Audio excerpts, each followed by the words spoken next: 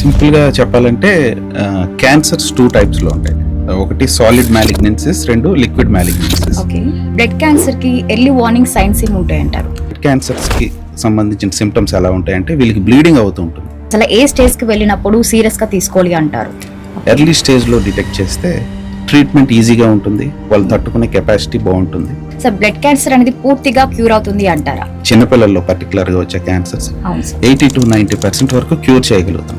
Sir, ఇక young people లో కూడా చాలా వరకు మనం బ్లడ్ క్యాన్సర్స్ చూస్తూనే ఉన్నాము. సో అసలు రీజన్ ఏమంటారు? సో కొన్నిసార్లు మనకి కారణం తెలుస్తుంది, కొన్నిసార్లు మనకి కారణం కూడా తెలియదు బ్లడ్ క్యాన్సర్స్ ఎందుకు వస్తాయి అనేది. ఎందుకంటే వాళ్ళు భయపడేది ఏంటంటే వాళ్ళ దగ్గర నుంచి వాళ్ళ పిల్లలకు కానీ ఎస్ సార్, ఎవరికైనా వచ్చేస్తుందేమో, వాళ్ళ ప్లేట్లో తింటే వాళ్ళ పక్కన స్పెండ్ చేసినా వచ్చేస్తుందేమో అని భయపడతారు. అవును. క్యాన్సర్ అంటేనే భయం. అవును. ఈ బ్లడ్ క్యాన్సర్ చూసాక మన సినిమాల్లో ఫస్ట్ నుంచి అలవాటేగా, మన చిన్నప్పటి నుంచి అవును. బ్లడ్ పడిపోవడం. అవును. సో ఒక బ్లడ్ క్యాన్సర్ తో ఒక పేషెంట్ 30-40 సంవత్సరాలు బతికిన పేషెంట్లు ఉంటారు. మ్మ్. కిడ్నీ ట్రాన్స్ప్లాంటేషన్ లో డోనార్ కి ఒక కిడ్నీ పోతుంది, ఓకే సార్. వాళ్ళు డొనేట్ చేయాలి. బ్రదర్ ఫుల్ మ్యాచ్ అవుతాడు. మ్మ్. మీకు బోన్ మ్యారో ట్రాన్స్ప్లాంటేషన్ చేయాలని పేషెంట్ చెప్పిన తర్వాత బ్రదర్ వీళ్ళతో మాట్లాడడం మానేస్తుంది. అందరికీ నమస్కారం, నేను మీ Neelima. Welcome to our channel. Blood cancer అంటే ఏంటి? బోన్ మ్యారో ట్రాన్స్ప్లాంట్ అన్నది అసలు ఎలా జరుగుతుంది? ఇక కార్ టీ సెల్ థెరపీ అంటే ఏంటి? ఈ ప్రశ్నలకన్నిటికీ సమాధానం ఇవ్వడానికి ప్రస్తుతం మనతో పాటు ఉన్నారు డాక్టర్ చంద్రశేఖర్ బెండి గారు, ప్రముఖ క్లినికల్ హీమటాలజిస్ట్, హీమటో ఆంకాలజిస్ట్, అలాగే bone marrow transplant physician from Mahatma Gandhi cancer hospital and research institute. And ఇక బ్లడ్ క్యాన్సర్, రక్త సంబంధిత వ్యాధులు, ఆధునిక చికిత్సలు మరియు బోన్ మ్యారో ట్రాన్స్ప్లాంట్ గురించి మరికొన్ని విషయాలు ఇప్పుడు తెలుసుకుందాం. నమస్తే డాక్టర్ గారు. సింపుల్గా చెప్పాలి అంటే అసలు బ్లడ్ క్యాన్సర్ అంటే ఏంటి? అసలు బాడీలో ఎలా స్టార్ట్ అవుతుంది? సింపుల్గా చెప్పాలంటే క్యాన్సర్స్ 2 టైప్స్లో ఉంటాయి. ఒకటి solid malignancies, 2 liquid malignancies. Okay.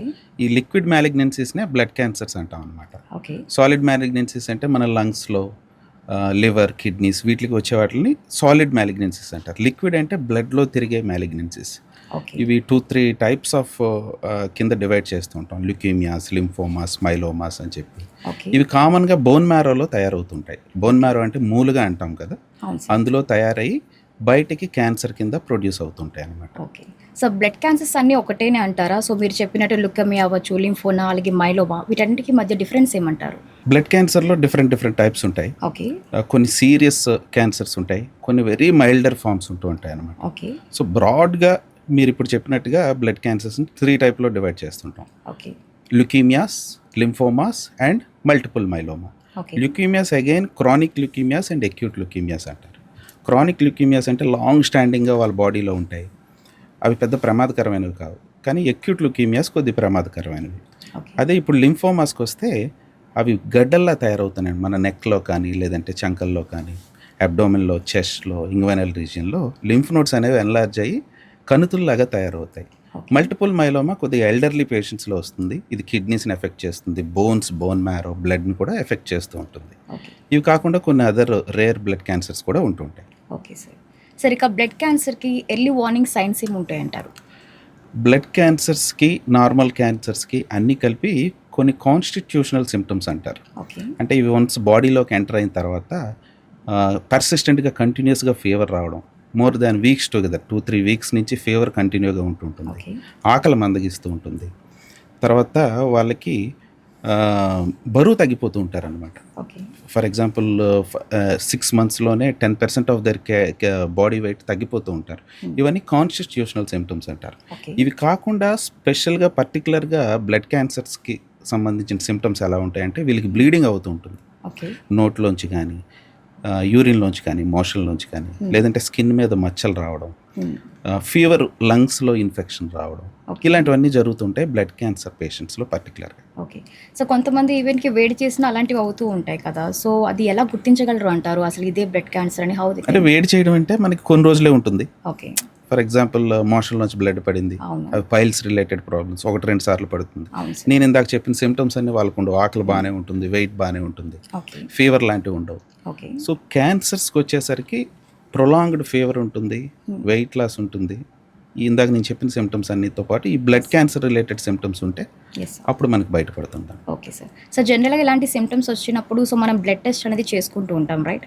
So అలాంటి టెస్ట్లోని బ్లడ్ క్యాన్సర్ ఉన్నది అని ఏమైనా డిటెక్ట్ చేయొచ్చు అంటారా?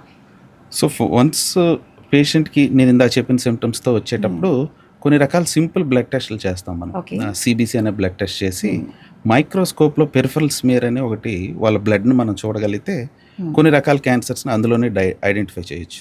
Okay sir. ఇవి కాకుండా నెక్స్ట్ లెవెల్లో మనం బోన్ మ్యారో టెస్ట్ అని చేయాల్సి ఉంటుంది. దాన్ని బోన్ మ్యారో ఆస్పిరేషన్ బయాప్సీ అంటారు. ఓకే. అందులో మనకి 100% బ్లడ్ క్యాన్సర్ ఉందా లేదా అనేది తెలిసిపోతుంది. Okay sir. కొన్ని రకాలు ఇందాక నేను చెప్పిన లింఫోమా లాంటి జబ్బుల్లో బయాప్సీ చేయాల్సి ఉంటుంది. ఇక్కడ నెక్స్లో కానీ ఎక్కడైనా స్వెల్లింగ్స్ ఉంటే ఓకే. అక్కడి నుంచి బయాప్సీ చేసి ఇమ్యూనోహిస్టోకెమిస్ట్రీ లాంటివి చేయాల్సి ఉంటుంది. ఓకే. ఇవన్నీ అయిన తర్వాత స్టేజింగ్ కోసం కొన్ని రకాల బ్లడ్ క్యాన్సర్స్లో లింఫోమా మైలోమాలో పెట్ స్కాన్ లాంటివి చేయాల్సి ఉంటుంది. సో ఓవరాల్గా blood related test, bone marrow test, imagings అంటే PET scan or normal scan లాంటివి చేసుకుంటే మనకి డయాగ్నోసిస్తో పాటు స్టేజింగ్ ఏంటనేది కూడా మనకు తెలుస్తుంది క్యాన్సర్స్. సార్ మీరు చెప్పే సిమ్టమ్స్ అవ్వచ్చు, లేకపోతే ఫీవర్, వీక్నెస్ ఇవన్నీ వచ్చే టైంలోని అసలు ఏ స్టేజ్కి వెళ్ళినప్పుడు సీరియస్గా తీసుకోవాలి అంటారు? సో పర్టికులర్గా బ్లడ్ క్యాన్సర్స్ గురించి మాట్లాడుకునేటప్పుడు Yes, sir. ఎక్యూట్ లుకీమియాస్ ఎలా ఉంటాయంటే చాలా అసలు టైం ఇవ్వవు బాడీకి. వన్స్ బాడీలోకి ఎంటర్ అయిన తర్వాత 1 వీక్ 10 డేస్లోనే సీరియస్ మేనిఫెస్టేషన్స్ డెవలప్ అయిపోతుంటాయి. బ్లీడింగ్ కానీ, ఓకే. ఇన్ఫెక్షన్స్, ఊపిరితిత్తులు, కిడ్నీలు పాడవడం ఇలాంటివి. ఓకే. సో ఇవి కాకుండా ఇందాక నేను చెప్పిన క్రానిక్ ల్యూకీమియాస్, లింఫోమాస్ ఇలాంటివి Yes, అయితే ఎర్లీ స్టేజ్లో డిటెక్ట్ చేస్తే ట్రీట్మెంట్ ఈజీగా ఉంటుంది, వాళ్ళు తట్టుకునే కెపాసిటీ బాగుంటుంది. Okay. అడ్వాన్స్డ్ స్టేజ్ కింద మారిపోతుంటే వాళ్ళలో ఎక్కువ డోస్ ఆఫ్ థెరపీస్ ఇవ్వాల్సి ఉంటుంది. Okay. క్యూర్ రేట్స్ కూడా తగ్గుతూ ఉంటాయి అనమాట, అడ్వాన్స్ అయిపోతూ ఉంటాయి. Okay sir. Sir blood cancer అనేది పూర్తిగా క్యూర్ అవుతుంది అంటారా? టైప్ టైప్ బట్టి ఇందాక నుంచి మనం చెప్తున్నట్టుగా different types of blood cancers different టైప్స్లో క్యూర్ రేట్స్ కానీ రెస్పాన్స్ రేట్స్ కానీ ఉంటాయి. Yes sir. For example leukaemias, acute leukaemias తీసుకుంటే లేటెస్ట్గా వచ్చిన అడ్వాన్సెస్లో కొత్త రకాల మందులు వాడుతూ ఉంటే ఆల్మోస్ట్ కొన్ని రకాల బ్లడ్ క్యాన్సర్స్, ఎక్యూట్ లింఫోబ్లాస్టిక్ ల్యూకీమియా లాంటివి చిన్నపిల్లల్లో పర్టికులర్గా వచ్చే క్యాన్సర్స్ అవును సార్. 80 to 90% వరకు క్యూర్ చేయగలుగుతాం. ఓకే. ఇంకొన్ని రకాల బ్లడ్ క్యాన్సర్స్ని, బాగా మొండిగా ఉన్న బ్లడ్ క్యాన్సర్స్, సీరియస్ బ్లడ్ క్యాన్సర్స్ని ఓకే. కీమోథెరపీ, లేటెస్ట్ ఇమ్యూనోథెరపీ ఆ టార్గెటెడ్ థెరపీస్ వాడుతూ బోన్ మ్యారో ట్రాన్స్ప్లాంటేషన్ లాంటి అడ్వాన్స్డ్ ట్రీట్మెంట్స్ వాడుకుంటే వాళ్ళలో కూడా అరౌండ్ 70% వరకు క్యూర్ రేట్స్ చూడగలుగుతాం. Okay sir. డెఫినెట్. సార్ ఇక యంగ్ పీపుల్లో కూడా చాలా వరకు మనం బ్లడ్ క్యాన్సర్స్ చూస్తూనే ఉన్నాము. సో అసలు రీజన్ ఏమంటారు? బ్లడ్ క్యాన్సర్స్ రావడానికి పర్టికులర్గా జెనెటిక్ అబ్నార్మాలిటీస్ వస్తాయి బాడీలో, ఓకే. క్రోమోజోమల్ అబరేషన్స్ వస్తాయి, Okay. Various other reasons. So కొన్నిసార్లు మనకి కారణం తెలుస్తుంది, కొన్నిసార్లు మనకి కారణం కూడా తెలియదు బ్లడ్ క్యాన్సర్స్ ఎందుకు వస్తాయి అనేది. ఓకే. బట్ వాళ్ళ బాడీలో ఉండే జెనెటిక్ అబరేషన్స్, స్పొరాడిక్ అబరేషన్స్ అంటారు. ఓకే. అంటే హెరిడిటరీగా ఫ్యామిలీస్ నుంచి వచ్చేది కాదు, ఓకే. అప్పటికప్పుడు వాళ్ళ బాడీలో కొన్ని రకాల మ్యూటేషన్స్ వచ్చి ఇది జరుగుతుంది. ఓకే. కొన్ని రకాల సందర్భాల్లో స్మోకింగ్ రిలేటెడ్, ఆల్కహాల్ రిలేటెడ్ ఉన్నాయని మనం చెప్పగలం, కానీ ఓకే. ప్రతిసారి ఈ కారణం ఉందనేది మనం చెప్పడం కష్టం. సార్ అంటే హెరిడిటరీ ద్వారా లైక్ ఫ్యామిలీ హిస్టరీ ద్వారా వచ్చే ఛాన్స్ లేదంటారా బ్లడ్ క్యాన్సర్స్ పర్టికులర్గా బాగా అరుదు. ఓకే. ఇలాగా ఫ్యామిలీస్లో మదర్స్ నుంచి చిల్డ్రన్స్కి, ఫాదర్స్ నుంచి చిల్డ్రన్స్కి రావడం కానీ, 4 ఫాదర్స్ నుంచి రావడం కానీ ఓకే. జరగదు. 99% ఆఫ్ సిచ్యువేషన్లో లేదు. వెరీ రేర్ మ్యూటేషన్స్లో కొన్నిసార్లు ఓకే. ఫ్యామిలీస్లో వస్తుంది, కానీ చాలా అరుదుగా చూస్తాం. Remaining cancer, solid malignancy like breast cancer కానీ, ఓకే. ఓవేరియన్ క్యాన్సర్ కొన్నిసార్లు ఫ్యామిలీస్లో కామన్గా రన్ అవుతూ ఉంటాయి. ఓకే. అలా బ్లడ్ క్యాన్సర్స్ రన్ అవ్వడం అనేది అరుదు అనమాట. Okay sir. సరే ఇక ఈ బ్లడ్ క్యాన్సర్ అనేది కాంటాజియస్ అంటారా? అంటే ఒకరి నుంచి ఒకరు రావడం. స్ప్రెడ్ అవుతూ ఉంటుంది అంటారా? ఇది క్వశ్చన్ ఓపీడీలో అందరూ అడుగుతుంటారు. ఓకే. ప్రతి ఫ్యామిలీలోన ఇదే important question, once blood cancer వచ్చిందని డయాగ్నోస్ అయిన తర్వాత. ఎందుకంటే వాళ్ళు భయపడేది ఏంటంటే వాళ్ళ దగ్గర నుంచి వాళ్ళ పిల్లలకు కానీ ఎస్ సార్. ఎవరికైనా వచ్చేస్తుందేమో, వాళ్ళ Yeah. ప్లేట్లో తింటే వాళ్ళ పక్కన స్పెండ్ చేసినా వచ్చేస్తుందేమో అని భయపడతారు. అవును. అది అబద్ధం. ఓకే. సో ఒకరి నుంచి ఒకరికి మన ఇన్ఫెక్షన్ వచ్చినట్టుగా క్యాన్సర్ ఒకరి నుంచి ఒకరికి సోకుతుంది. సో ఆ రకంగా భయపడాల్సిన అవసరం అయితే అసలు 100% లేదు. Okay sir. ఇక స్మోకింగ్ అనేది ఇంజూరియస్ హెల్త్ అంటారు, బట్ చాలా వరకు అందరూ స్మోక్ చేస్తూ ఉంటారు. సో స్మోకింగ్ అన్నది ఏమైనా బ్లడ్ క్యాన్సర్కి దారి తీస్తుంది అంటారా? స్మోకింగ్ బ్లడ్ క్యాన్సర్ కంటే ముందు మనకి చాలా రిమైనింగ్ క్యాన్సర్స్ ఉన్నాయిగా, లంగ్ Okay. Cancers, okay. ఈ type of cancer, solid malignancies ఎక్కువ, oral cavity cancers, okay. Head and neck cancers cause చేస్తుంది. బట్ స్టిల్ బ్లడ్ క్యాన్సర్స్లో కూడా కొన్ని రకాల acute myeloid leukaemia, okay. Myeloid dysplastic syndrome అని చెప్పి కొన్ని క్యాన్సర్స్ స్మోకింగ్ లాంగ్ స్టాండింగ్గా చేసే వాళ్ళకి పెద్ద అయిన తర్వాత, ఒక వయసు వచ్చిన తర్వాత వచ్చే అవకాశాలు ఉంటాయి స్మోకింగ్ చేసే వాళ్ళలో కూడా. సరే ఇక ప్రాసెస్డ్ ఫుడ్ అవ్వచ్చు, లేకపోతే ఆల్కహాల్, ఇక లైఫ్ స్టైల్ హ్యాబిట్స్ వల్ల సో బ్లడ్ క్యాన్సర్కి ఏమైనా దారి తీస్తుంది అంటారా? డైరెక్ట్ ఇదైతే ఇన్ఫర్మేషన్ అయితే మనకు లేదు. Okay. But processed foods and alcohol వీటితో సాలిడ్ మ్యాలిగ్నెన్సీస్ ఎక్కువగా వస్తుంటాయి. ఓకే. కోలానిక్ మ్యాలిగ్నెన్సీస్ కానీ, GI tract malignancies, okay. Liver malignancies ఇలా వస్తుంటాయి. Direct relation to blood cancer కొంత అరుదు ఈ processed foods and alcohol related things. సరిగా కొంతమంది కొన్ని విషయాలు డిప్రెస్ అవుతూ ఉంటారు, స్ట్రెస్ ఫీల్ అవుతూ ఉంటారు. అలా స్ట్రెస్ ఫీల్ అయితే ఏమైనా బ్లడ్ క్యాన్సర్ వస్తుందా, లేకపోతే ఇది ఒక అపోహ అంటారా? అపోహని కన్ఫర్మ్గా చెప్పలేం కానీ డైరెక్ట్ స్ట్రెస్ రిలేటెడ్ క్యాన్సర్ ఏముండదు. ఓకే. కాకపోతే మనకి స్ట్రెస్లో ఉన్నప్పుడు మనం ఏం చేస్తాం, మామూలుగా చాలామంది స్మోకింగ్ అవును. ఎక్కువ చేస్తారు, అవును. ఆల్కహాల్ ఎక్కువ చేస్తారు, ఎగ్జాక్ట్లీ. ఫుడ్ ఎక్కువ తినేస్తుంటారు అవును. కొంతమంది సరిగ్గా తినరు. So it leads to obesity. Okay. So ఈ డిరైవ్డ్ ఫ్యాక్టర్స్ అంటే ఒబెసిటీ కానీ, స్మోకింగ్, ఆల్కహాల్ ఇవి కాజ్ చేస్తాయి క్యాన్సర్. ఓకే. స్ట్రెస్ డైరెక్ట్గా అనేది ఓకే. కాజ్ చేయదు. స్ట్రెస్ వల్ల మనం చేసే పనులు క్యాన్సర్కి కారకం. సరే, ఇక మొబైల్ డివైజెస్ వల్ల అవ్వచ్చు, వైఫై వల్ల అవ్వచ్చు, బ్లూటూత్ వల్ల అవ్వచ్చు. సో మొబైల్ రేడియేషన్ వల్ల అసలు ఏమైనా బ్లడ్ క్యాన్సర్కి ఏమైనా ఎఫెక్ట్ అయ్యే ఛాన్స్ ఉంటుందంటారా? ఇంతవరకు ఒక అపోహ ఉండేది, blood cancers, not only blood cancers, okay. WiFi వల్ల, సెల్ రేడియేషన్ వల్ల వస్తుంది అని అపోహ ఉండేది. కానీ లేటెస్ట్గా కొన్ని బ్రిటిష్ స్టడీస్, WHO స్టడీ కూడా they said that there is no relation with ఇప్పుడు లేటెస్ట్ మనకున్న వైఫై మెకానిజమ్స్ కానీ, సెల్ వాళ్ళు వాడే చిప్స్, వీటి వల్ల రేడియేషన్ క్యాన్సర్ కాజ్ చేసేటంత లేదు. ఓకే. సో అదొక అపోహే అట్ ప్రెజెంట్. బట్ మేబీ ఫ్యూచర్లో ఏమైనా కొత్త రీసెర్చ్ జరిగి ఏమైనా మనకి ఇన్ఫర్మేషన్ వస్తే తప్ప at present there is no risk. Okay sir. సరే, ఇక పిల్లల్లో కూడా చాలా వరకు ఈ బ్లడ్ క్యాన్సర్ ఇష్యూ అనేది మనం చూస్తున్నాం. సో అసలు పేరెంట్స్ మిస్ అవ్వకూడని సిమ్టమ్స్ ఏమంటారు? చిన్న పిల్లల్లో అంటే లెస్ దాన్ 1 year పిల్లల్లో వాళ్ళకి ఎక్కువగా ఫీవర్ వస్తుంది, కంటిన్యూస్గా ఫీవర్ వస్తుంది. పీడియాట్రిక్ డాక్టర్ దగ్గరికి వెళ్తారు, యాంటీబయాటిక్స్ పెడతారు, తగ్గదు. అవును సార్. తగ్గినా కూడా మళ్ళీ వచ్చేస్తుంది ఒక 4-5 daysలో. So persistent fever 3 to 4 weeks అంటే 1 or 2 months పాటు కంటిన్యూగా ఫీవర్ వస్తూ ఉంటుంది. దాంతోపాటు వాళ్ళు బ్లడ్ టెస్ట్ చేసేటప్పుడు హిమోగ్లోబిన్ తగ్గిపోవడం కానీ, చిన్నపిల్లలు ప్లేట్లెట్స్ తగ్గడం కానీ, వైట్ బ్లడ్ సెల్స్లో ఏమైనా తేడాలు కానీ టెస్టుల్లో కనబడుతుంటాయి. ఇవి కాకుండా కొన్నిసార్లు పిల్లల బ్లీడింగ్, ఒంటి మీద మచ్చల్లా కానీ, ముక్కులోంచి నోట్లోంచి బ్లడ్ రావడం ఇలాంటివి కనబడుతుంటాయి. సో ఇలాంటి సిమ్టమ్స్ ఫీవర్తో పాటు పిల్లల ఆహారం సరిగ్గా తీసుకోకుండా ఇప్పుడు నేను చెప్పిన సిమ్టమ్స్ కనబడితే క్యాన్సర్ లక్షణాలు ఉన్నాయనేది పీడియాట్రిషియన్ ఐడెంటిఫై చేసి హిమటాలజిస్ట్కి రిఫర్ చేస్తే మనకి కొన్ని రకాల టెస్టులు చేస్తే ఇది బయటపడే అవకాశం ఉంటుంది. Okay sir. ఇక బ్లడ్ క్యాన్సర్ డయాగ్నోసిస్ కోసం ఏ టెస్ట్ చేయాలి అంటారు? బ్లడ్ క్యాన్సర్కి చాలా రకాల టెస్టులు ఉన్నాయి. స్టార్టింగ్ ఫ్రమ్ CBC నుంచి హై అండ్ మాలిక్యులర్ చాలా రకాల టెస్టులు ఉన్నాయి. కానీ ఒక్కొక్క పేషెంట్కి ఒక్కొక్క స్టేజ్లో మనకి డిటెక్ట్ అయిపోతూ ఉంటుంది. సింపుల్ CBC అనే టెస్ట్లో కూడా క్యాన్సర్ డిటెక్ట్ అయ్యే పేషెంట్లు కొంతమంది ఉంటారు. అవి దాటిన తర్వాత బోన్ మ్యారో టెస్ట్ చేయాల్సి ఉంటుంది కొంతమందికి, దొరకకపోతే CBCలో బోన్ మ్యారోలో కొన్ని రకాల ఫ్లోసైటోమెట్రీ లాంటి టెస్టులు చేయాలి. మాలిక్యులర్ క్యారియోటైపింగ్, ఫిష్ అనే టెస్టులు కొన్ని ఉంటాయి. Next generation sequencing, PCR based methods ఉంటాయి.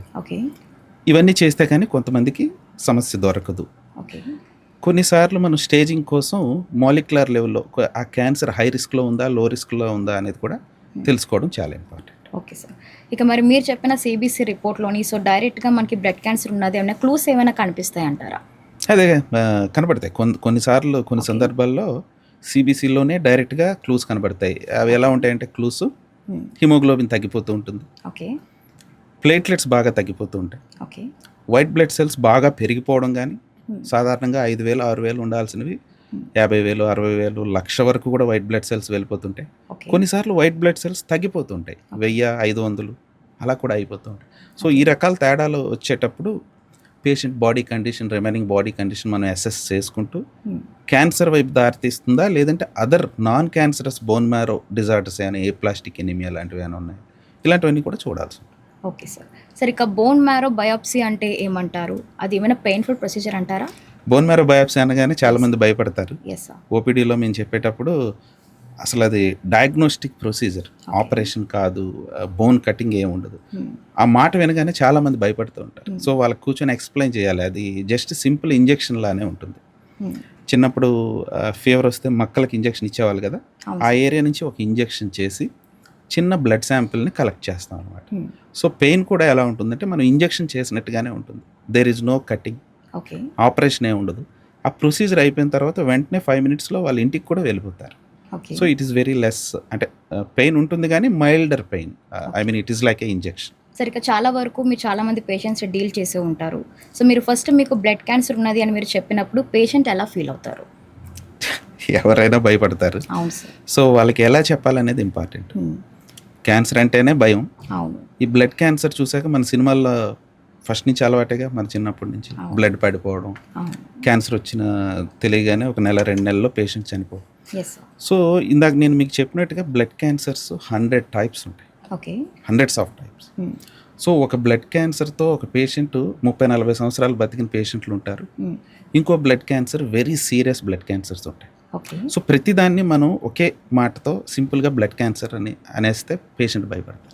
అవును. సో కూర్చునేటప్పుడు డయాగ్నోస్ అయ్యేటప్పుడు మీ డిసీజ్ ఇది, ఈ డిసీజ్కి ఇంత మంచి ట్రీట్మెంట్ ఉంది, ఇంతమంది సర్వైవ్ అయ్యే ఛాన్స్ ఉంటుంది. ఫర్ ఎగ్జాంపుల్స్, ఒక పేషెంట్ ఇన్ని సంవత్సరాల నుంచి బతుకున్నారు. ఓకే. సో మనం ఇవన్నీ చెప్పగలిగి వాళ్ళకి ట్రీట్మెంట్ ఏముంటుంది, ట్రీట్మెంట్ ఎంత ఈజీగా ఉంటుంది కొన్ని సందర్భాల్లో, ఇవన్నీ చెప్తే వాళ్ళలో ఫ్యామిలీలో మనం ఇన్సూరెన్స్ ఇవ్వగలగాలి. అవును సార్. సో లేదంటే ఆ క్యాన్సర్ అనే మాట వినగానే చాలామంది భయపడతాం. అవును. సో ఇక కీమోథెరపీ ట్రీట్మెంట్ కోసం సో అందరికీ తెలుసు. సో హెయిర్ ఏమైనా పోతుందంటారా? కీమోథెరపీలో డిఫరెంట్ టైప్స్ ఉంటాయి. ఓకే. హై డోస్ కీమోథెరపీస్ ఉంటాయి, లో డోస్ కీమోథెరపీస్ ఉంటాయి. ఓకే. కొన్ని రకాల ఎక్యూట్ మైలాయిడ్ ల్యూకీమియా, ఎక్యూట్ లింఫోబ్లాస్టిక్ ల్యూకీమియా ఇలాంటి బ్లడ్ క్యాన్సర్స్లో హై డోస్ కీమోథెరపీస్ ఇవ్వాల్సి ఉంటుంది. ఓకే. వాళ్ళల్లో హెయిర్ లాస్ ఉంటుంది. కొన్ని రకాల బ్లడ్ క్యాన్సర్స్లో మైల్డర్ ఫార్మ్స్ ఇస్తాం, మల్టిపుల్ మైలోమా, కొన్ని రకాల లో గ్రేడ్ లింఫోమాస్, వాళ్ళలో హెయిర్ లాస్ ఉంటుంది. సో కంప్లీట్లీ డిపెండ్స్ ఆన్ మనం ఏ డిసీజ్ ట్రీట్మెంట్ చేస్తున్నాం, ఎంత హై డోస్ కీమోథెరపీస్ ఇస్తున్నామని బట్టి హెయిర్ లాస్ ఉంటుంది. ఓకే. సరే, ఇక మోడర్న్ ట్రీట్మెంట్స్ ఏవైతే చేస్తున్నారో కీమోథెరపీ నుండి సైడ్ ఎఫెక్ట్స్ ఏమైనా తగ్గుతాయి అంటారా? డెఫినెట్గా మోడర్న్ థెరపీస్ అన్నీ సైడ్ ఎఫెక్ట్స్ తగ్గించడానికి, క్యూర్ రేట్స్ పెంచడానికి ఇవన్నీ ఎస్టాబ్లిష్ అయ్యాయి. Okay sir. For example targeted therapies అని, ఇమ్యూనోథెరపీస్. అసలు టార్గెటెడ్ థెరపీ అంటే ఏంటి సార్? టార్గెటెడ్ థెరపీ అంటే ఫర్ ఎగ్జాంపుల్ సింపుల్గా బ్లడ్ క్యాన్సర్స్లో CML అని ఒక బ్లడ్ క్యాన్సర్, ఒక 20 సంవత్సరాల క్రితం దానికి ట్రీట్మెంట్ లేదు. ఓకే. రొటీన్గా అన్ని క్యాన్సర్స్కి ఇచ్చినట్టుగానే దానికి ఇచ్చారు. 20 సంవత్సరాల క్రితం దాన్ని CMLలో ఒక మ్యూటేషన్ ఉందని ఐడెంటిఫై చేశారు. ఓకే. మ్యూటేషన్. సో ఆ మ్యూటేషన్ని డిస్ట్రక్ట్ చేయడానికి ఒక టార్గెటెడ్ థెరపీ వచ్చింది 20 years బ్యాక్. సో ఇప్పుడు ఆ బ్లడ్ క్యాన్సర్స్కి డైలీ ఒక ట్యాబ్లెట్ వేసుకుంటే సరిపోదు. ఓకే.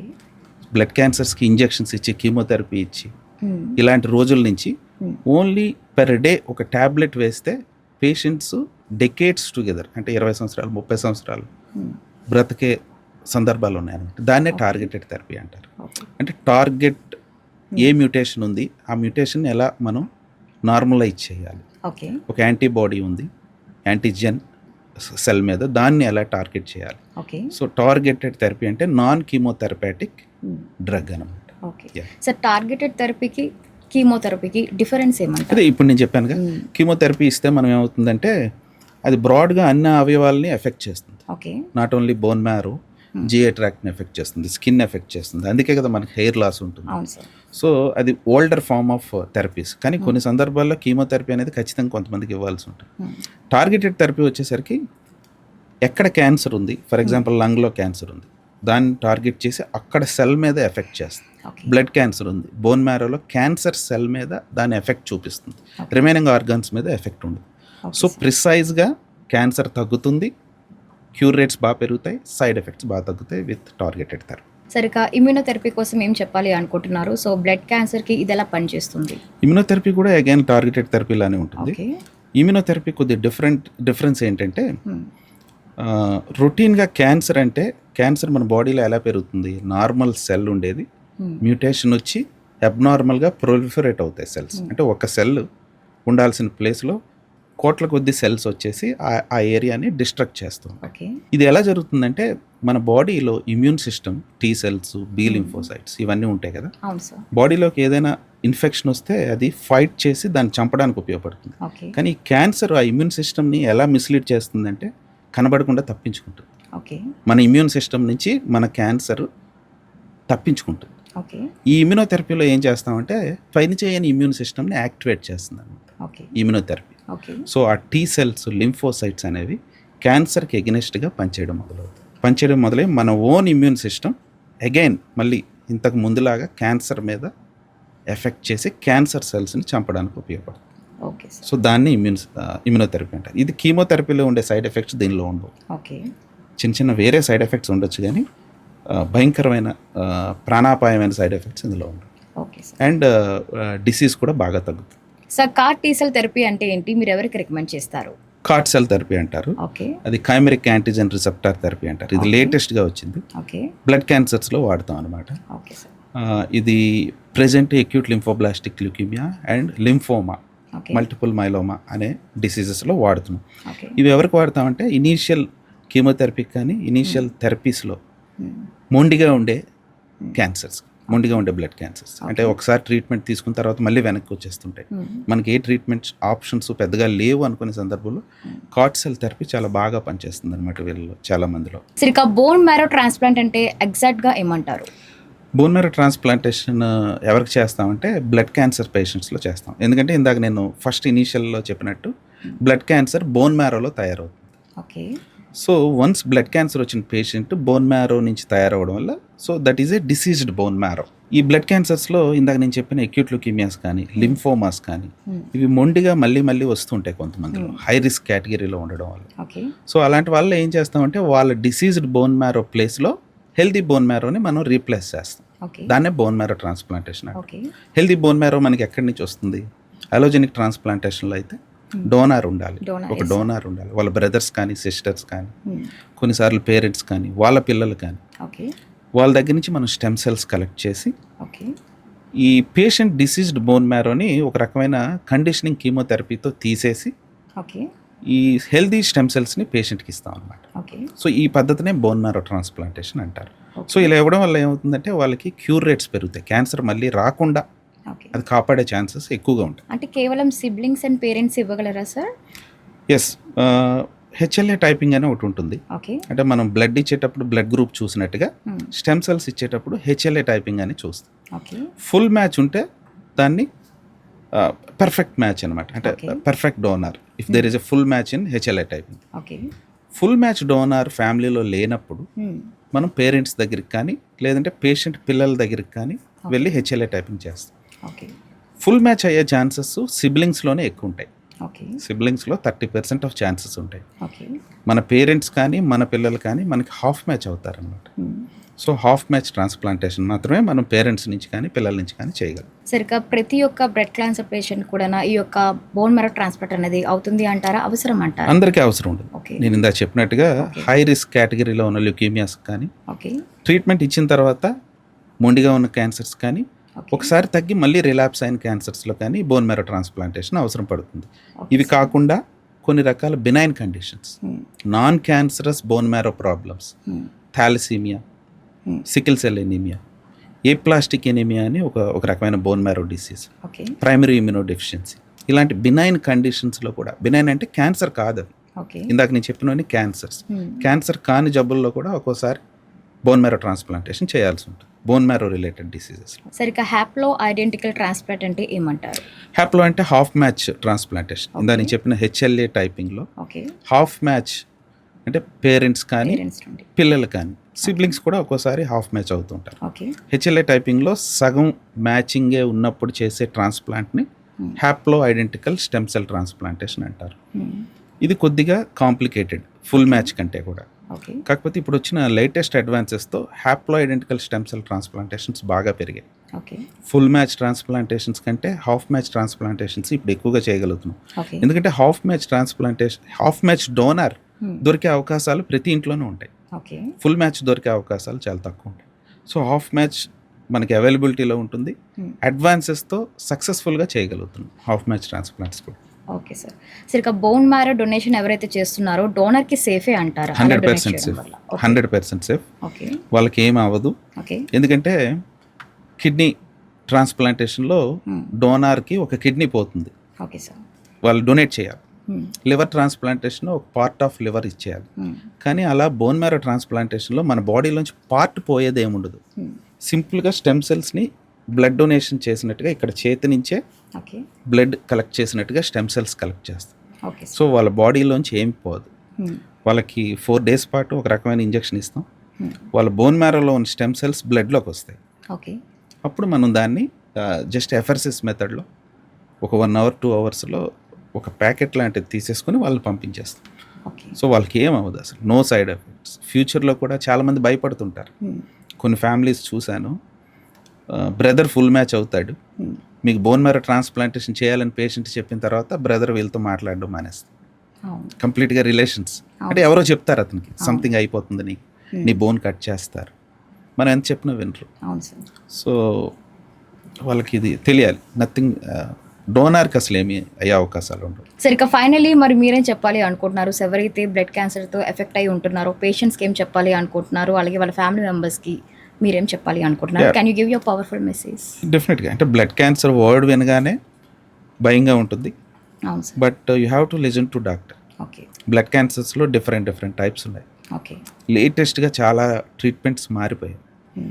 ఎక్యూట్ మైలాయిడ్ ల్యూకేమియా అని very serious blood cancer, okay. Very serious blood cancer. మనం ట్రీట్మెంట్ చేయకపోతే ఒక 1 మంత్లోనే పేషెంట్ చనిపోతారు. ఓకే. మేము చదువుకునే రోజుల్లో దానికి హై డోస్ కీమోథెరపీ ఇచ్చేవాళ్ళం. ఓకే. ఆ కీమోథెరపీ ఇవ్వడానికి భయపడేవాళ్ళం ఓకే. మేము చదువుకునే రోజులు. ఓకే. ఇప్పుడు సింపుల్ ఒక ట్యాబ్లెట్, చిన్న ఇంజెక్షన్తో అది క్యూర్ అవుతుంది. ఓకే. లాస్ట్ 10 yearsలో చాలా అడ్వాన్సెస్ వచ్చాయి. అంత సీరియస్ బ్లడ్ క్యాన్సర్స్కి అంత మంచి ట్రీట్మెంట్ వచ్చింది. ఓకే. ఇంకా చిన్న బ్లడ్ క్యాన్సర్స్కి లేటెస్ట్ అడ్వాన్సెస్ మీరు చెప్పినట్టుగా ఇమ్యూనోథెరపీస్, టార్గెటెడ్ థెరపీస్.